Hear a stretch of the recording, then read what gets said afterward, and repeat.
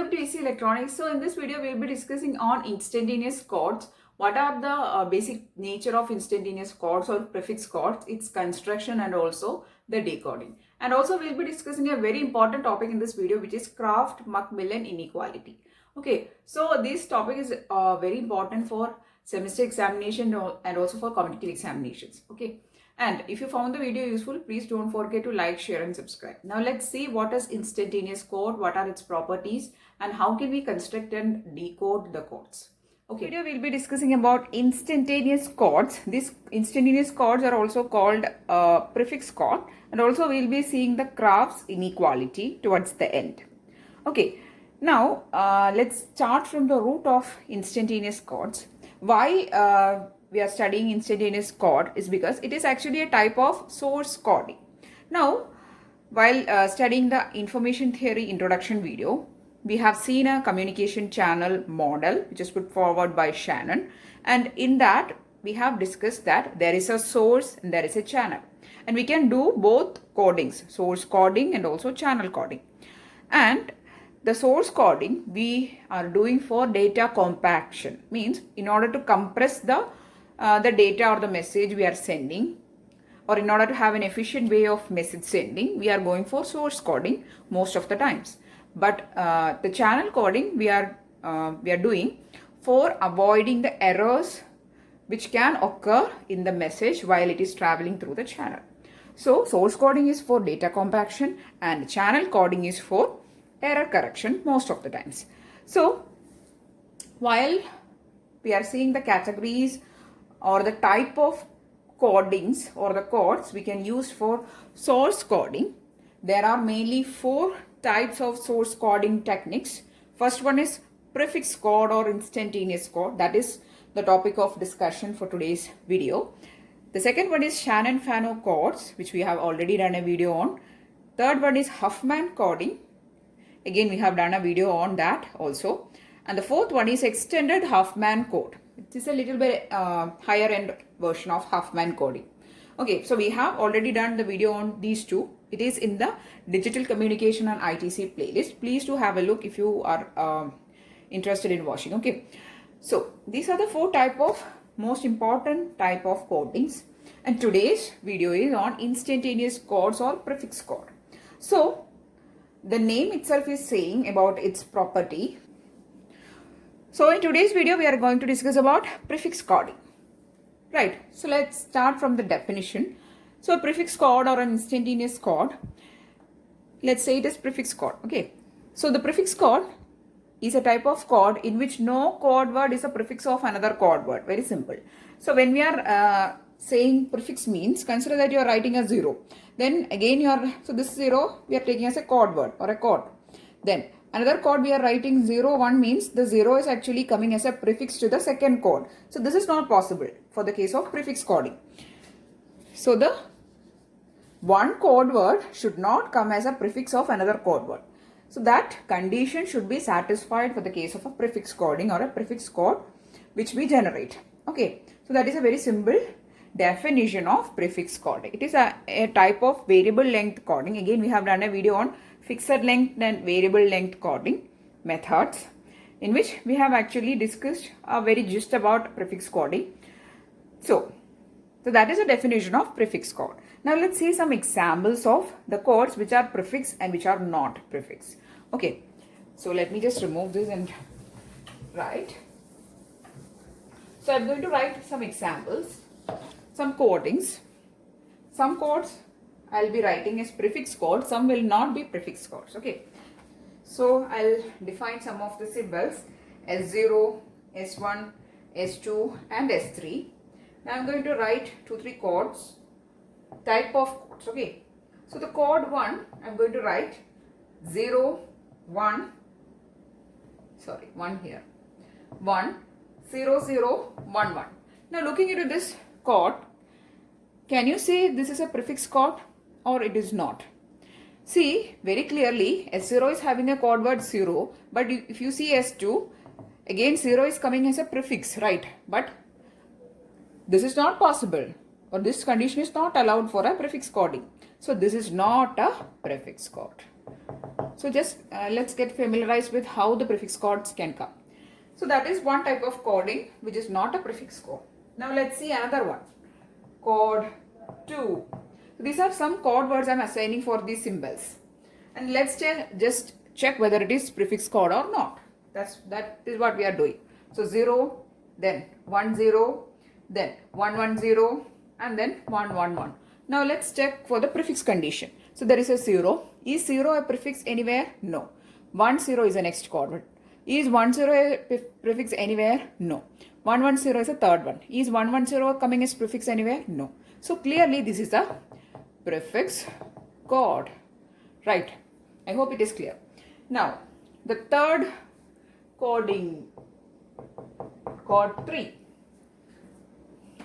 0 0 1 0 1 1 0 1 1 1. Is it a prefix code? Very clearly it is not. Why? Because 0 is coming as a prefix, 0 1 again coming as a prefix, 0 1 1 again coming as a prefix. Nowhere it is close to a prefix code. So it is not a prefix code. Okay, so this is how we define or we understand whether a code given is a prefix code or not, or whether the code given is a instantaneous code or not. Both naming you can use, prefix or instantaneous code. Okay, now these are some examples of codes which are prefix and not. Now let's see how to decode these symbols.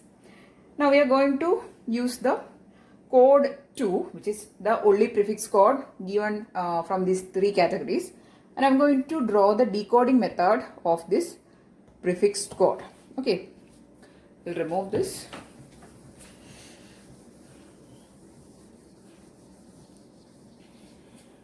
Okay, so in order to decode a prefix code, we use a decision tree. Decision tree we use in order to decode prefix codes. Okay, so there is a root for that tree. Then we draw zeros and ones. So there is a 0, there is a 1, there is again a 0, and there is a 1, and there is again a 0, and then there is a 1. And we define the symbols S0, S1, S2, sorry, here it is S3. So what was the coding which we have given for code 2? Just before we have written 3 codes, right? Code 1, code 2 and code 3. What was the coding for code 2 type? For symbol S0 we have written 0. For S1 we have written 1 0. For S2 we have written 1 1 0. For S3 we have written 1 1 1. This is a prefix code, right? Now with this tree, which is a decision tree, we can decode these symbols. So starting from the root, moving towards 0, this is S0. Then 1 0 for S1, 1 0. Then 1 1 0 is for S2. Then 1 1 1 is for S3. So in order to decode, we have to send this tree to the receiver end. So in the Huffman coding also we have discussed that in order to have decoding, the binary tree of the code or the decision tree of the code should be sent along with the message, so that the receiver should understand what coding strategy we are following, what codes we are using. So to decode the message sent from the transmitter, the receiver should have this mode of coding. For understanding the mode of coding, there should be some binary tree or some decision tree sent along with the codes. Okay, so this tree should be sent, and this is how we decode a prefix code. Okay, now let's see the construction of instantaneous codes or prefix codes. To discuss how the construction of prefix codes or instantaneous codes can be done. So we are going to write the code words for symbol. The symbols are in a set S, S1, S2, S3, S4 and S5. So these are the symbols for which I am going to write the code words. And I will be picking my bits from this 0 and 1. So this is my my number set 0, 1. Okay. Now I will write the symbols first: S1, S2, S3, S4 and S5. In order to construct instantaneous codes or prefix code, we'll start with giving 0 to the first symbol. So I have given a 0 to the first symbol means I cannot use 0 as a starting bit of any of these symbols. Why? Because it will be a prefix condition. Okay. So while constructing the prefix code or the instantaneous code, you have to always keep in mind whether any prefix condition is coming or not. So when you are giving a 0 to S1 means you cannot use 0 anywhere here. So we'll put 1, 1 and 1 for all the other codes starting bit. So this is one code word generated already for S1. The other symbols starting bit only we have written. Now again we'll start putting 0 here and we'll mark this as the second code word. Now since I have put a 0, I cannot put 0, 0 and 0 here. I cannot put 0 anywhere here. Why? Because again that will be a prefix condition.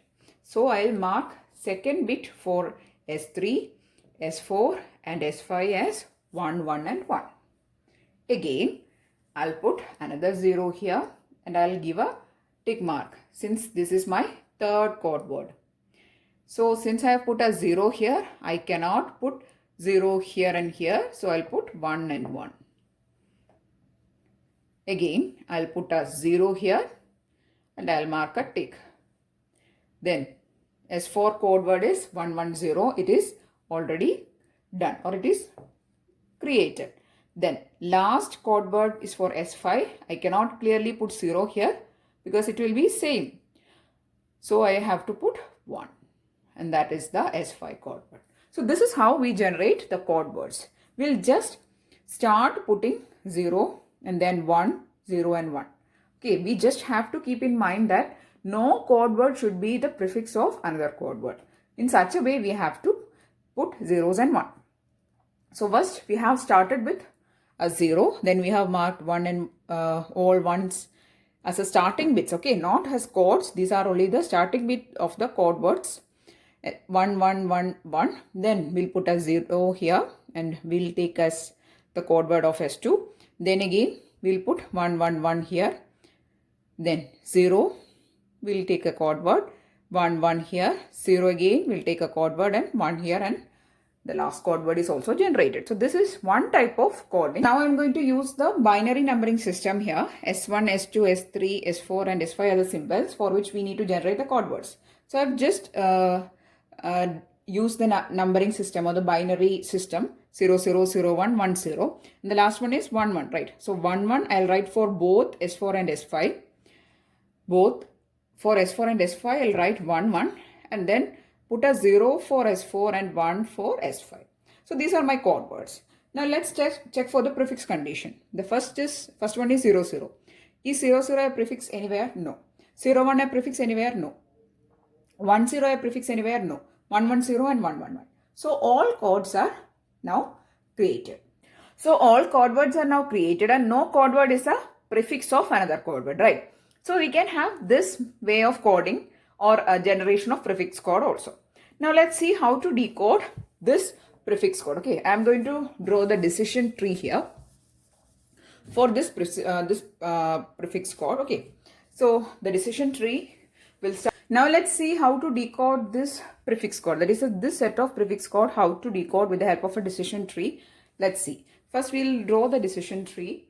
So there is a root node, then there is a 0, then S1, S2, then S3, then S4 and lastly S5. Okay, we'll put zeros here and we'll put ones here. Okay, so now let's see the code words are generated correctly or not.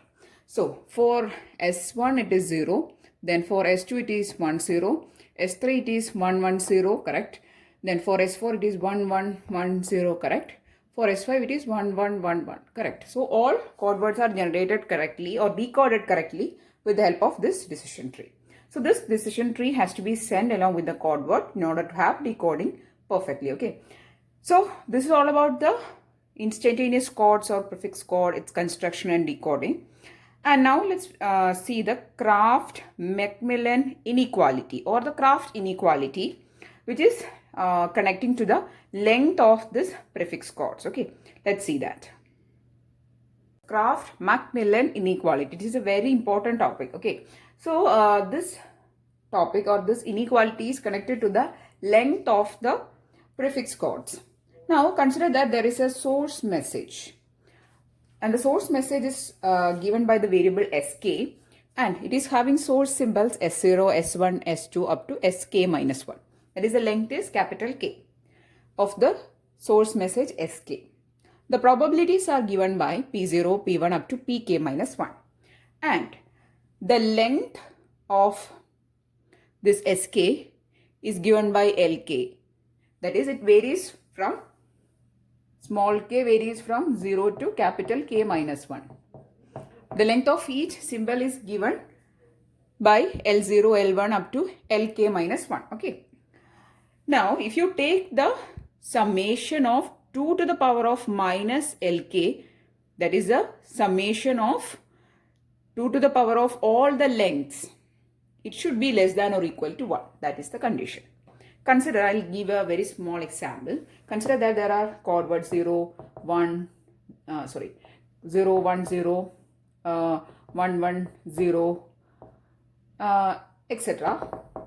Now, if you take the lengths of these chord words, this chord word is having only 1 bit, so length is 1. 2 bits, so length is 2. 3 bits, so length is 3. And if you take the 2 to the power of the summation of this length, negative 2 to the negative power of 2 raised to minus 1 plus 2 raised to minus 2 plus 2 raised to minus 3, etc. should be less than or equal to 1. That is the condition. I hope it is clear. First, you have to write the chord word, then find the length of all chord words, then take the 2 raised to minus power of the lengths, and then take the sum of all the 2 raised to powers. It should be less than or equal to 1. That is the Kraft-Macmillan inequality. Now, if some chord word is given to you, by just calculating the Kraft inequality, the chord word cannot be said as a prefix chord.